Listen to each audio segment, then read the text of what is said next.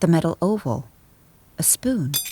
I heard it clatter to the floor in the kitchen, followed by an unfamiliar thump, sudden and heavy, like a dropped fruit, a sound that didn't register to any sound I knew. As I entered unassuming from my bedroom, the unfiltered morning glare through the 2 east windows blinded me.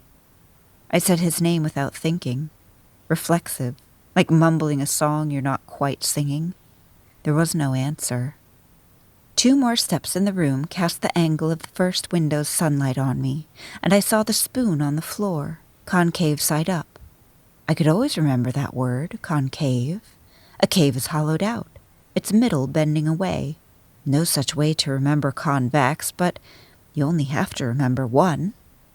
He had been holding the spoon next to the caffeine machine, stirring the morning mixture of kidney meds and Dex Sweet. When we were younger and the automeds were mixed with apple juice, no corn sugar was needed to mask the taste. But the wheel turns and you can't slow down. And now I was the only one to drink apple juice, and the Yopan pellets used in the caffeine machines were too bitter to mask the meds, roasted almost black as they were. It always took a lot of stirring to dissolve the Dex Sweet.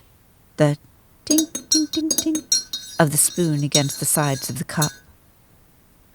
I took a half step forward and bent both knees to pick up the spoon. As my eyes cleared past the white light beam of the window, I saw a spray of spilled brown liquid. The cup of calf still clutched in his hand despite the sharp-angled fetal position he was in, all knees and elbows. I crouched there, one knee on the kitchen floor as if caught forever in penance. My mind registered the angle of his head first, not in line with the rest of his body. The long, straight scars on his cheek like 3 upward arrows leaving his ear. It took a little longer, given the contrasting light, to notice how blue his face already was.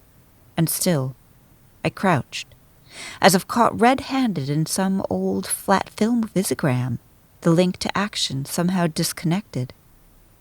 And then, like stumbling out of a daydream, it was fixed.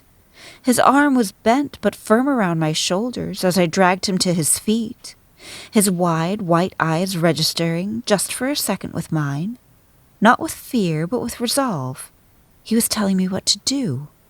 Go get help. I half-heaved him into a chair and broke for the front door, thinking about the fastest way to run the 6 grid blocks to the hosp. As I flung the door open, my head flicked back to see him, slumped, but already with his hand in the air, elbow resting on the table, the faintest wave of encouragement. My steps carried me out the door before my gaze caught up with them, and I turned just in time to register the collision, to feel everything slow down, almost pause, as my brain gauged the severity, the consequences, to try to mathematically determine the level of fear to induce, and then brace for impact.